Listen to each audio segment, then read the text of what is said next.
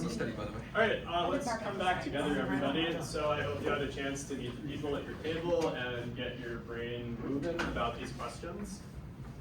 Last time we talked about how to represent data as bits, and then last week we talked about how to manipulate that data. If you would recall, we talked about combinational circuits where we had our input, some logic, we transformed those bits, and then we got our output. And that was the main way we did useful stuff with our data. But there was a problem, and that problem was we had no way to remember anything. We would do all this work, we'd get our output, and then it would essentially be gone. If we wanted to get that work, we'd have to redo it over and over and over again. So today we're going to talk about a fix to that. We're going to talk about memory. We're going to talk about how to remember stuff on a computer. Our guiding question is essentially, how does a computer store data?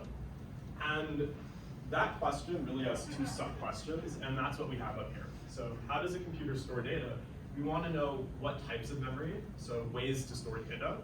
And then also we'll see there are different ways to store data. How do they get organized together in the best way possible?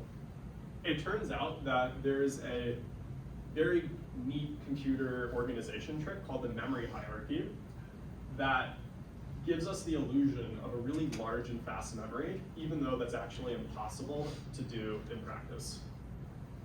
So let's begin talking about question one. We want to learn about the different types of memory, and we can do that incrementally. So we'll start with bits and then work our way up to larger memories. Did anybody talk about how to store one bit by any chance? Or does anyone know how we might go about storing one bit of information? A capacitor? Okay, let's do a little brainstorm up here. So we're going to start with one bit. And we have capacitor. Did anyone talk about a different way to store a bit? That's okay, that's why we're here. So there's this electronic called a flip-flop, and this is the mechanism by which we store one bit on a computer. So we'll actually, for us, we'll talk about the flip-flop, if that's okay. And then after talking about how to store one bit, we're going to talk about how to store a collection of bits, say a byte or a few bytes. And the way we do that is something called a register. And after we have registers, we get larger memory. Can anyone shout out just a larger memory on a computer? RAM. I heard RAM, that's perfect. And there are two different types of RAM we'll talk about. We'll talk about SRAM and DRAM. And then finally, the largest type of memory, if you ever say that my computer has a terabyte of storage, or my computer has 512 gigabytes of storage, what you're probably talking about is disk or persistent storage. And so persistent storage,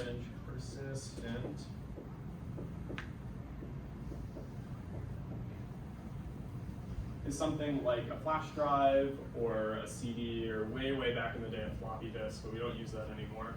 So that's what persistent storage is. Awesome. So to begin, let's talk about the flip-flop and we'll build up. Okay? And the first thing we're going to do is just talk about what we want our flip-flop to do, essentially the interface for the flip-flop, or if you recall from week one, the abstraction of the flip-flop. And then we'll dive down into the details of how we actually build it.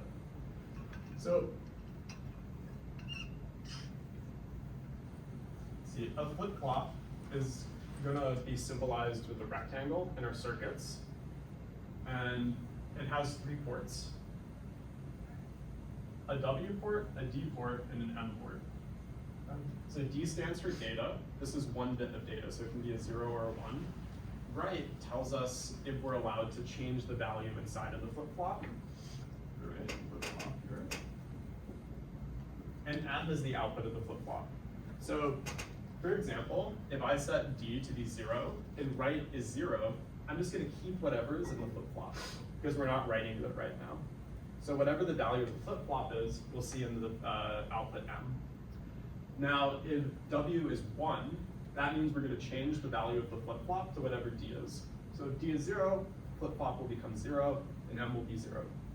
If W is 1 and D is 1, then the flip-flop will become 1 and it will output 1. Any questions so far? Perfect. So this is what we want our flip-flop to do, and we're going to spend the next 20 minutes or so talking about how to actually implement this. And this will give an idea on the low level of how we actually can store data in a computer. So this is implemented with logic gates. Remember from last week, we talked logic gates, and we said they're super, super important for everything we're going to be doing. They're even a building block in memory, right? And so on our path to a working computer, memory is the next step. And they depend on logic gates as a foundation. And so we'll do some review as we're writing this out. In case you forget, I'll make sure we remember truth tables and everything to actually see how these work. Now, we're going to understand how the flip-flop works in 3 steps. So the first step, we're going to talk about a simpler version of a flip-flop. And all that flip-flop is going to do is set and reset the value. We're going to ignore data for a moment. And then we're going to add data. We're going to add this guy here. But we're going to see that there's a subtle problem, and that if we don't do some extra stuff, we'll have a really volatile and unstable piece of circuitry. So the last step is we're going to make it stable. So this is our roadmap for understanding how this guy works. All right. Now, the first thing we're going to do is we're going to talk about the set reset flip-flop. So I'll put that there. And as before, we're just going to write down the interface for it, and then we're going to see how it works. So for the set reset flip-flop, I have 3 ports: set bit, reset bit, and the output. Okay. All of these are 1 bit. And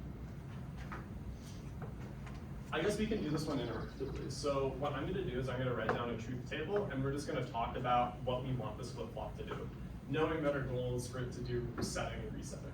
So I'll put an S here, an R here, and an M here.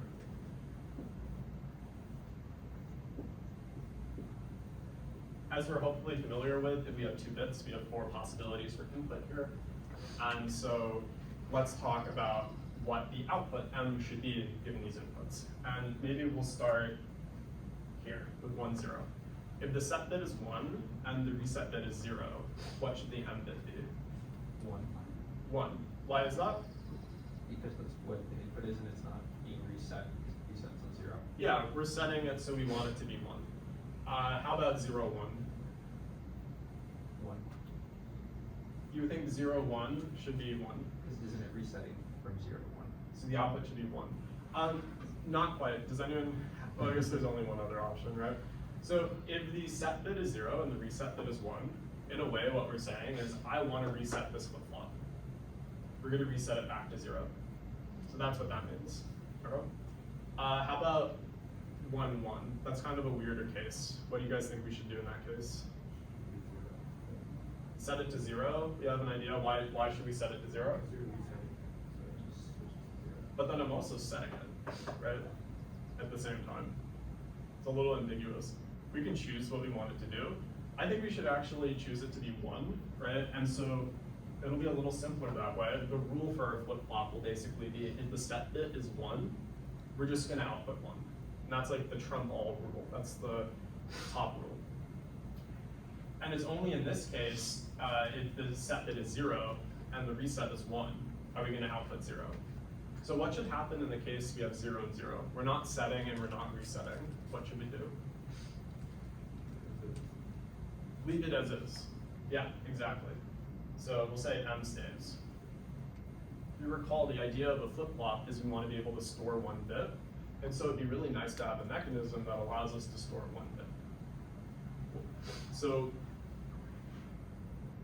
what I'm actually going to do is I'm going to just write the gates up because I wasn't able to think about how to, it took me a while to think about how to actually get this logic to work, so I'm just going to give it to everybody. But then what I want to do is go through together and actually walk through it to make sure that we're on the same page. So let's see, I think the best way to do this would be to draw it like this.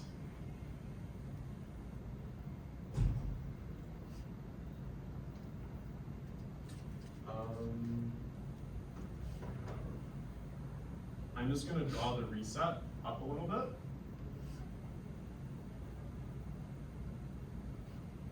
And then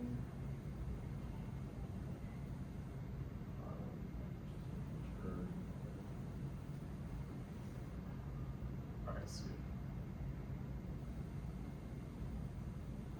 Okay. This is our diagram. Is this clear what's happening? I'll just explain it quickly. So the set bit goes into OR, and then the reset bit gets negated and then goes into an AND gate. And then this OR here kind of does like a feedback thing where it goes back into the AND gate. And the output of this AND goes into the OR. And we take whatever this output is here. Does that make sense? Is this a clear diagram? Okay. So let's just walk through together to see that this is actually working as expected. So maybe just to help us, I'll put some arrows here. Yeah. Okay. So what happens if starting with this case down here, if S is 1 and R is 1, can I get a volunteer just to walk us through it? Akshay? If S is 1, it's an OR gate. Yeah. So the output is always 1. Exactly. So Yeah. we don't even really care about the lower part. Exactly. Sweet. And would you guys be okay if we just went around this table, kind of walking through this? Ethan, you want to try? We'll do the 1-0 case. Yeah. Alright, so we've got 1 there, there's 0, so with since the reset is 0, right, it's mostly it would be the same case. Yeah, we're gonna end up with the same case. Mhm. Yeah. So what happens when the reset goes through the AND gate? We can see it gets negated here, so that becomes 1, right? And so one of the inputs is 1, right? Right. Set is 1, right? And so what we'll see is, No, you are taking S as 0 and R as oh, excuse me, thank you. S is 0 and R is, 1. okay. Oh, yeah, sorry, I think I meant to do the 1-0 case. Yeah, okay. So we have 1 goes Yeah. through, and because this is an OR, Mhm. this is gonna be 1, right? Then the 1 goes down into the AND gate, and the R gets negated to a 1. So this becomes 1, right? And anyways, because we already have this 1 here from the S, we get 1. Does that make sense? Yeah. Okay, sweet.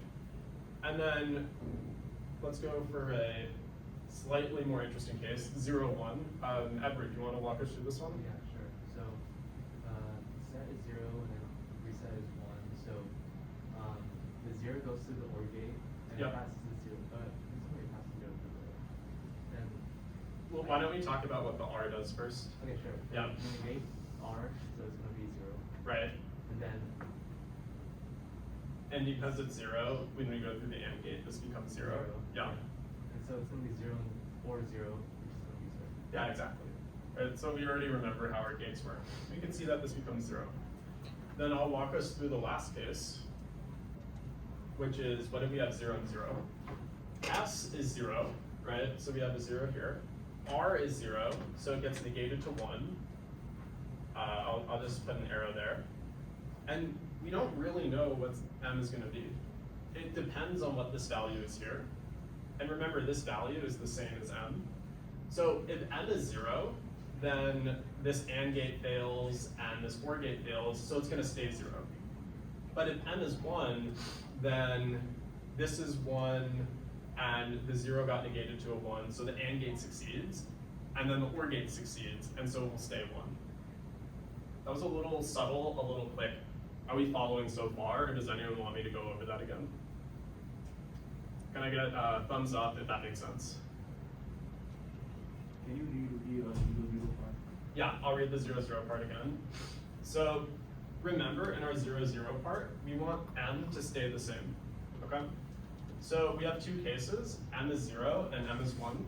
Let's begin with the M is 0 case. If M is 0, that means that this wire here is 0. And so because R is 0, regardless of that, we have the M bit being 0. The output of this AND gate is 0. Okay? We're saying that S is 0, and 0 or 0 is still 0. So M stays the same. Now if n goes 1. And now if n goes 1, s is 0. And so let's see what happens here. The r is 0, but it gets negated, so it's 1. And m is 1. And so the output of and is 1. The output of or is 1. And m stays 1. Okay? Sweet. Now, thumbs up if that makes sense. Okay, we're mostly following along, which is good. If this doesn't make sense, feel free to come up to me after and I'll explain it again. It will also be in the notes. For the time being though, we don't need to know how the details work to move on to the next step. We just need to know the interface, which was this. We had reset down here, s here, and then m here. All we need to know is if s is 1, m will be 1. If both of these are 0, m will stay whatever it is. And if r is 1 and s is 0, then we're going to set this to 0. That's all we need to know to move forward. So this is our set reset flip-flop. Now we want to be able to put in data. Right? It doesn't really make sense to do sets and reset. We want to say one data goes in, and whatever the value of that data, our flip-flop is going to be. And this is our interface here. Basically, we want to put a 1 or a 0 in for D, and then change the value of the flip-flop if W is 1. So as before, I'm going to write the gates that allow us to do that, and then we'll walk through it together. So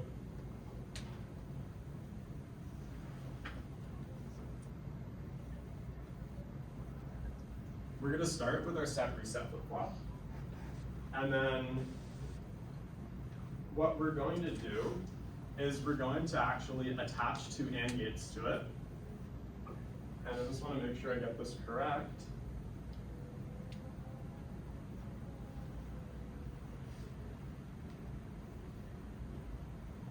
And then finally,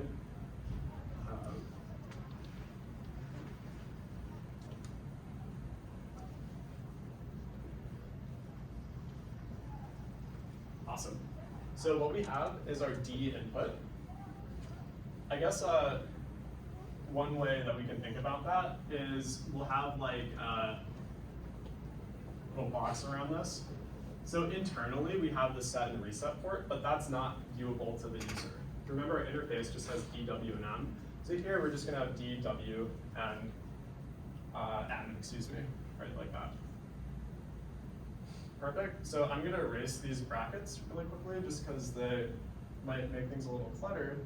But let's just walk through what's happening. Essentially, we take this D, this is our data, and we're putting it into two AND gates. But in the lower AND gate, we're negating the data. And we have write going into these two AND gates. And then the values of these AND gates are going into our set reset. And then we're taking our input or our output M. So let's actually walk through what is happening here. And before doing that, I'm going to write down a truth table, as before. And I also want to do this interactively because it's just the interface. We should be able to throw everything out together. So we have D, W, and M.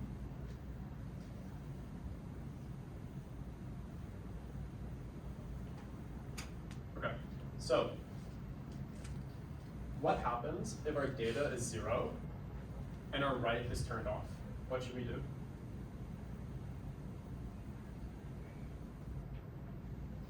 We're calling the interface for what we want the flip-flop to do.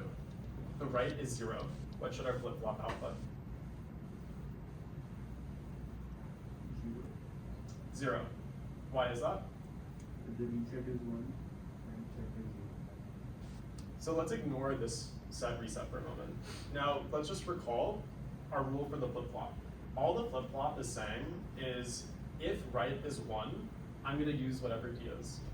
But if write is 0, then I'm going to keep whatever's in the flip-flop. So in this case, write is 0, so we're actually just going to stay M. Okay. Now, here's a similar case. What if we have 1, 0? The data is 1, but the write is still 0. What should N output? Should still stay. It should still stay. Our goal for the flip-flop is to have it so that if the write is 0, we're not going to change anything. Okay? Now let's look at the other case where the write is 1. What should we do if the write is 1, but the data is 0? So if the right is 1, but the data is 0. Zero. Change M to zero. Yeah. What we're doing is we're saying, hey, the data is 0, that's what we want to store in the flip-flop. So, and the right is on, so now I can change it to 0, which is what we have. All right is telling us is we need to change the flip-flop to whatever data is. And so finally, what if we have 1, 1? 1, yeah. The data is 1, and we want to write that value to the flip-flop, so we're going to have 1. So this is our goal, okay? And what we want to see is this circuitry here, does it actually match our goal? Before proceeding, are there any questions? I'm still kind of confused what the flip-flop is. Okay, sweet. What about it is confusing? Just like what it's, just everything. Okay, sweet. That's totally fine. So basically, I'll write it here. So last week we talked about logic gates, okay? And we built up these circuits with ands, ors, and nots to do manipulations on our data. So for example, you know, we might draw something like this.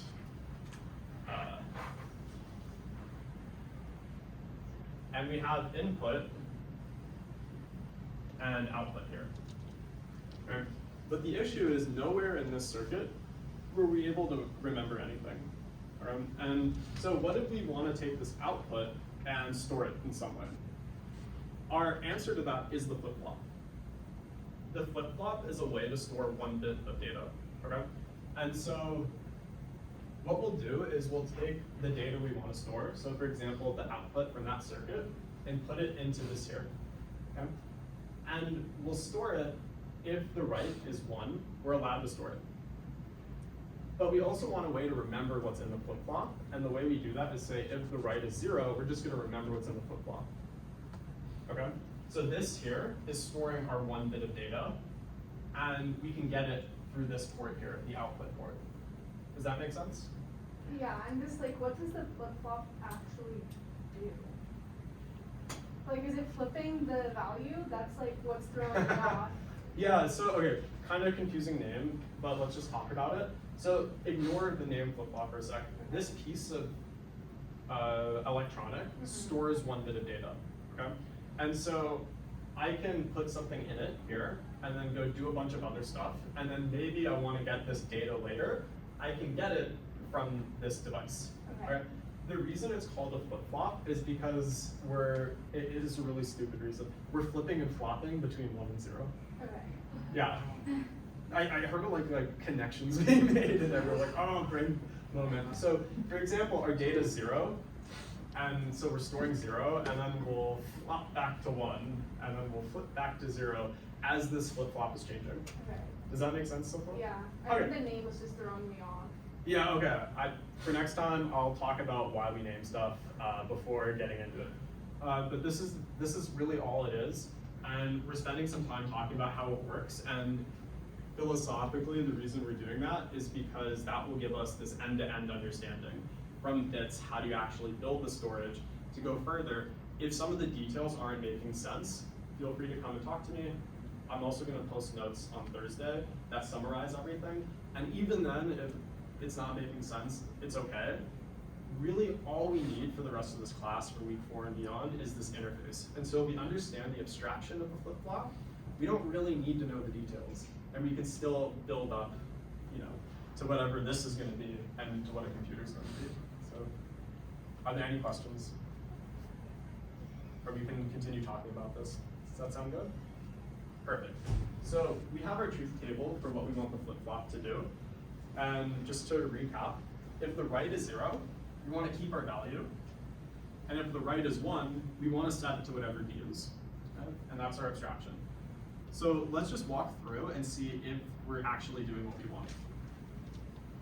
Let's begin with the first case, where the data is 0 and the right is 0.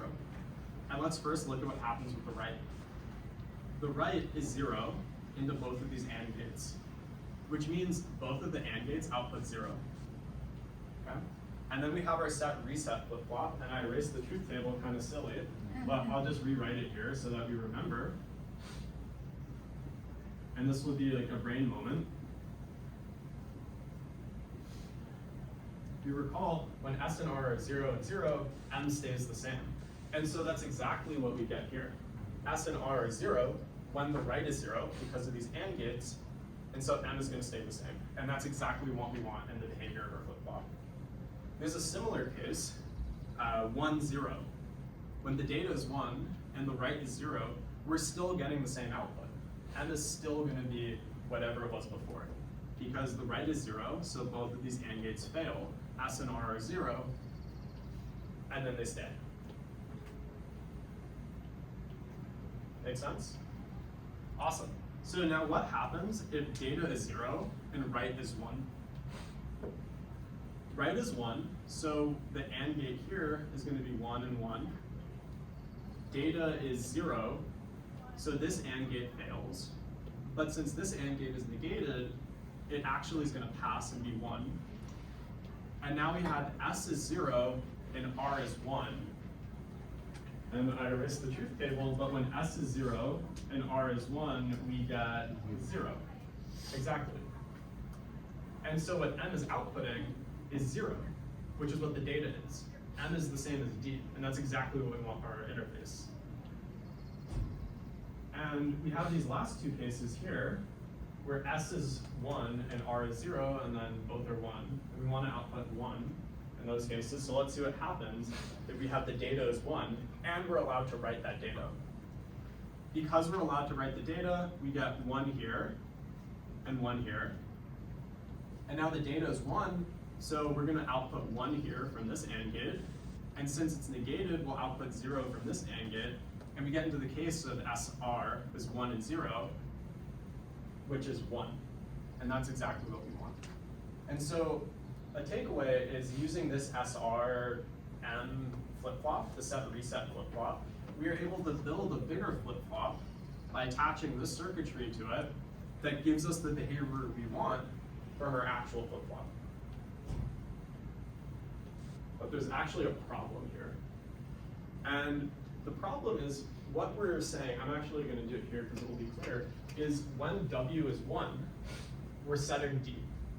Okay? And that's kind of what we want, but not quite. This is a hard question, but I'm going to ask it. What is the issue with our current interface?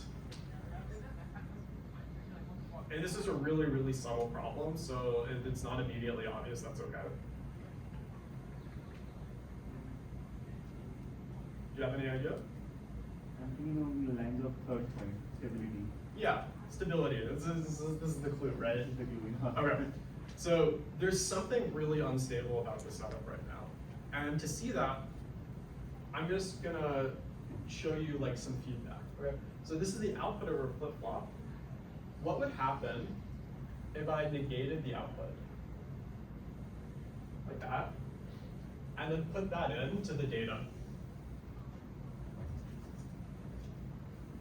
Like this. So what we're doing is we're taking whatever the value of D is, storing it, getting the output, negating it, and then putting it back into the flip-flop. So what would happen if the right is 1 and we had this setup?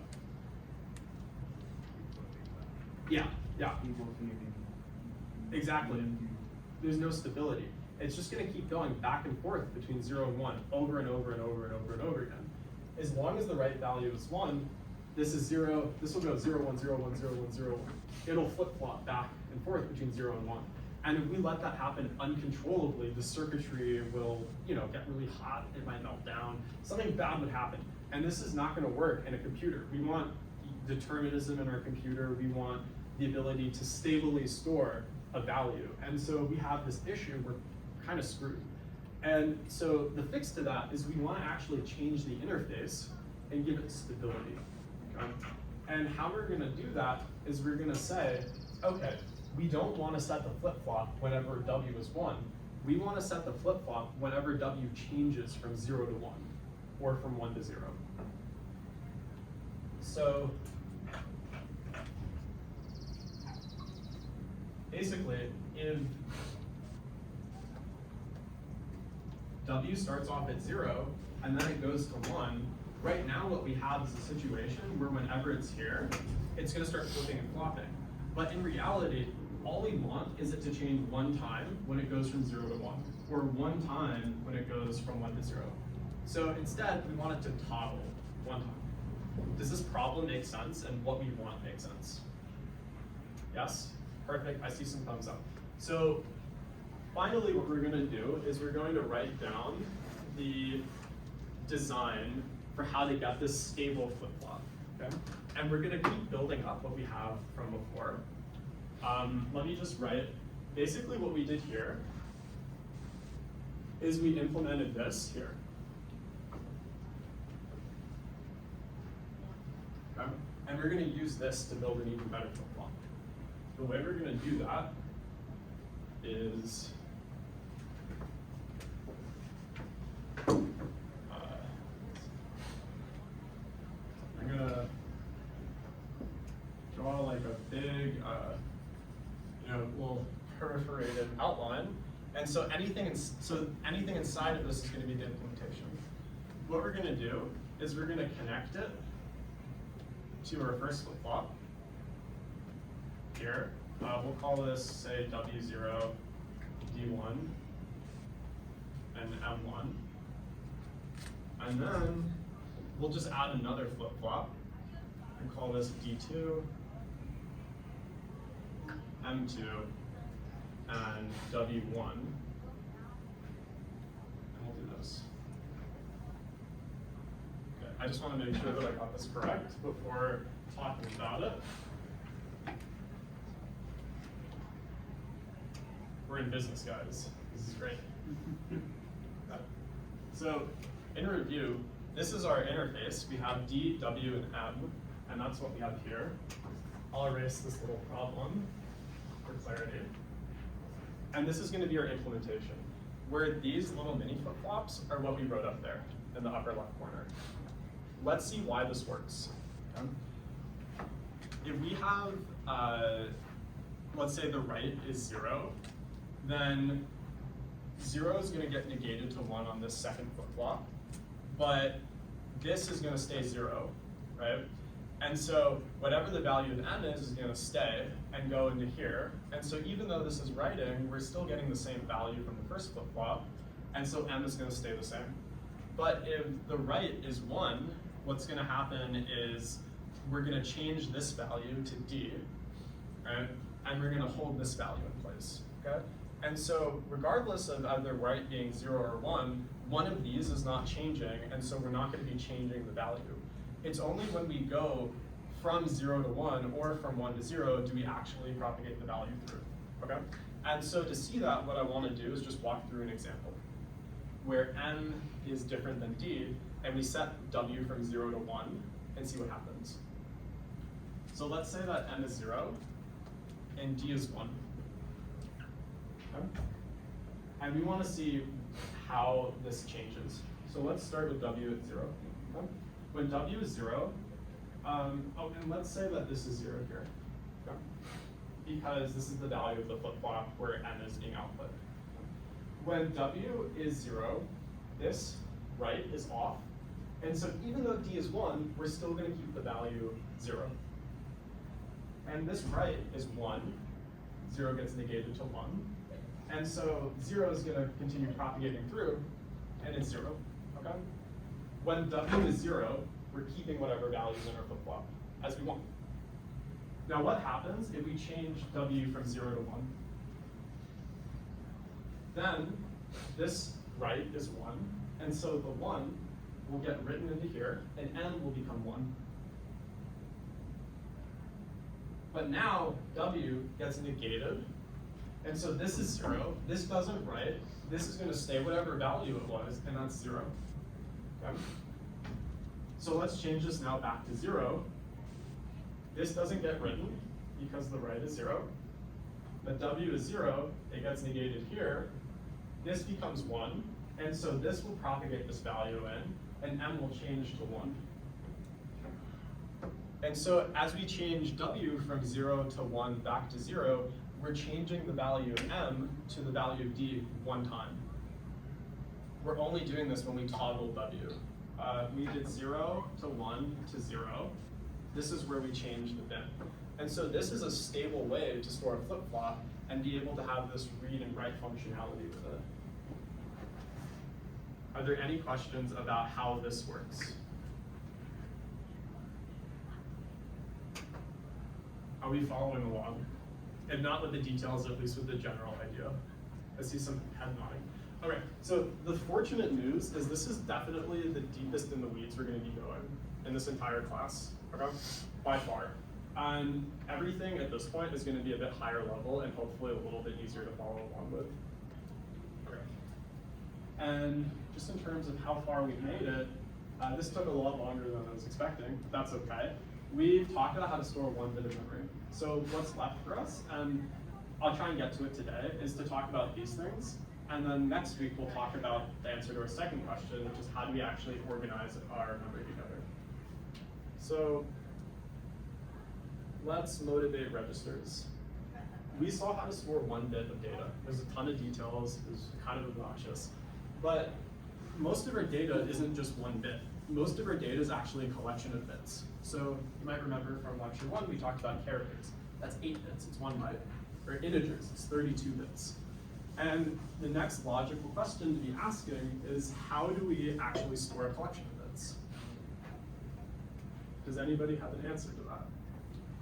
We want something called a register that has this write capability. But our data now is going to be many bits, and our output, M, will be many bits.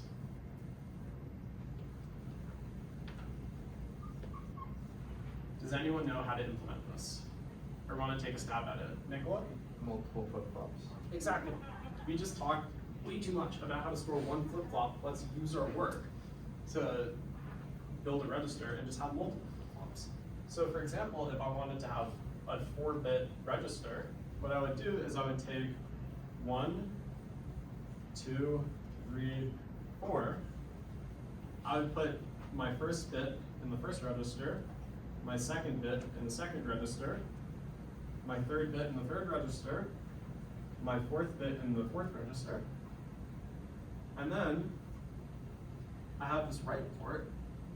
I want to update the register at the same time, so I'll just connect that to all my registers. And then there's an output bit for each register, or sorry, for each flip-flop, excuse me.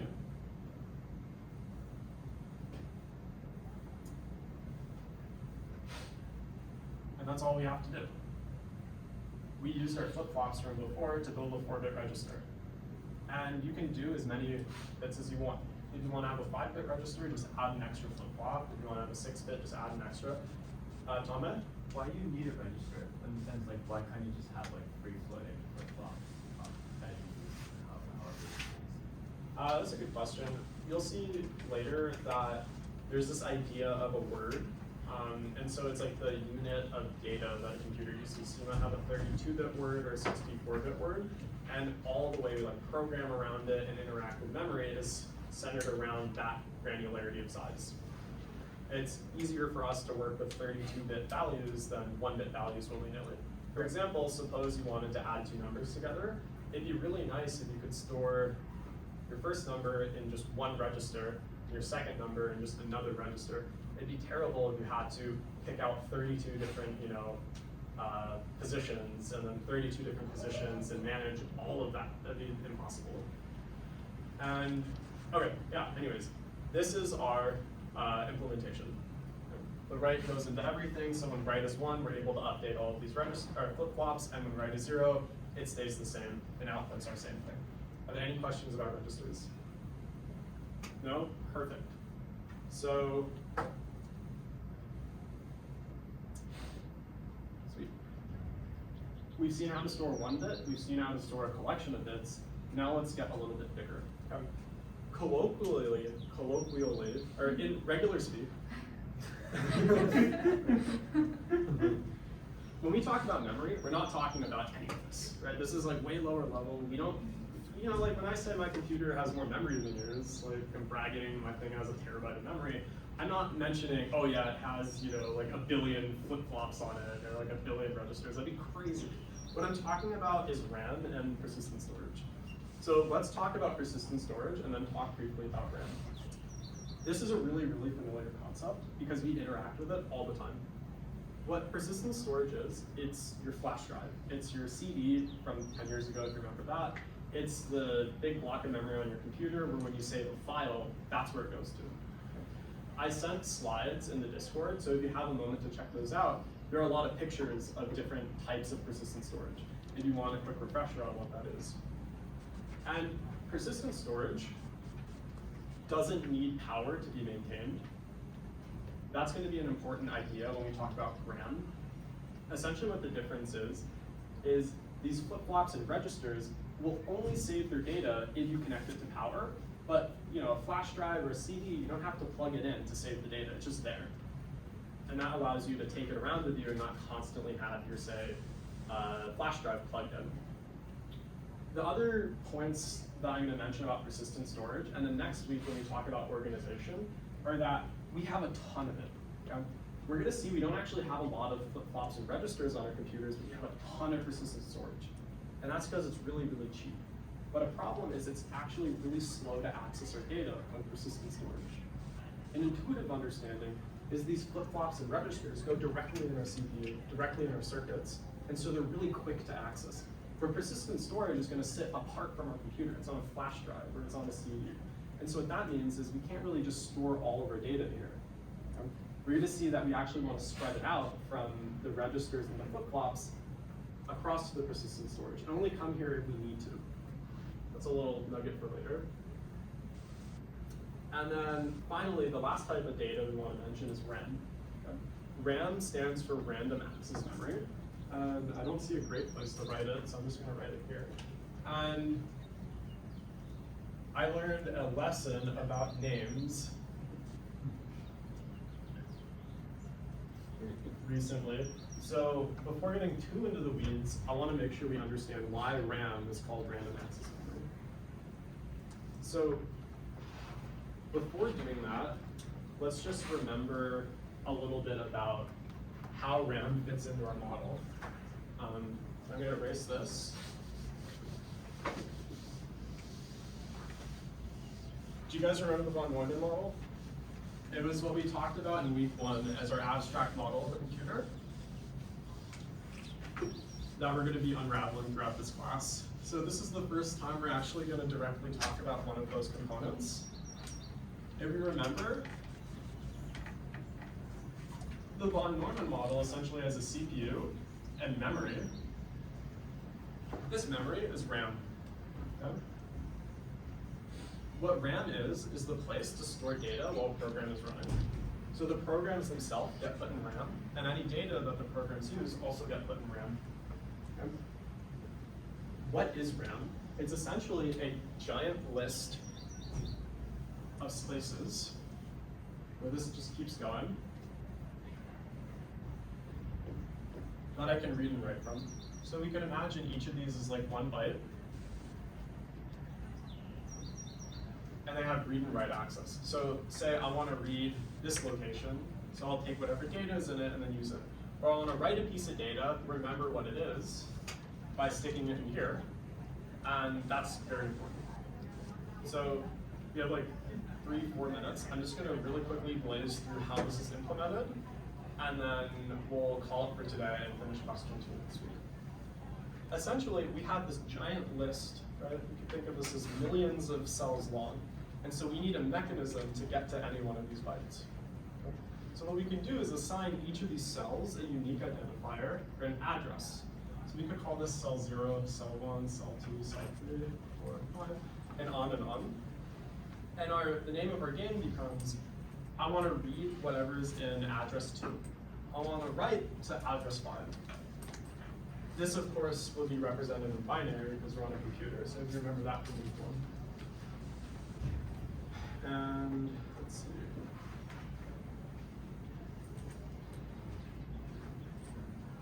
Okay, sweet.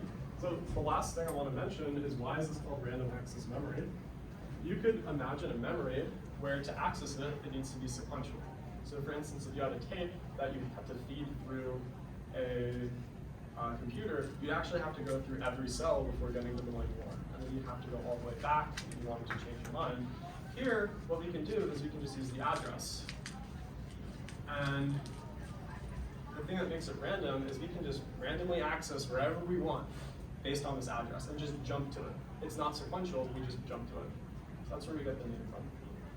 So we're just about out of time. A little heads up for what we're going to do next week. We're going to talk about the two different types of RAM. This will take us like 3 minutes, SRAM and DRAM. We're going to ask, why do we even bother having two different types of RAM? So if you want to think about that over the next week, that comes back to our idea of computer organization and how to efficiently, put the memory together. And let's see, what else are we going to do? The one other thing we're going to do is we're going to talk about how these different types of memory compare to each other. So as you could probably guess, they all have a different capacity, right? We said that RAM has way more storage than a register does. Then we're going to talk about price, how much physical space it takes up, and how fast the access is. Okay? And so those are like 4 axes that all these different types of memory differ on. So there are pros and cons to using all of them. And because of those pros and cons, we'll see how to structure that memory together to simulate just an overall large and fast memory. Before we adjourn, are there any questions at all? Any clarifications? Are things making sense as of today? Are we kind of on the same page? Okay, I see a little bit of shaky. That's okay. I'll do my best to get the notes out on Thursday, and I'm also available for questions if you have them through Slack, or if you want to come up to me just after class. I'm happy to spend some more time talking about this stuff. So, thank you, and I'll see you guys next week.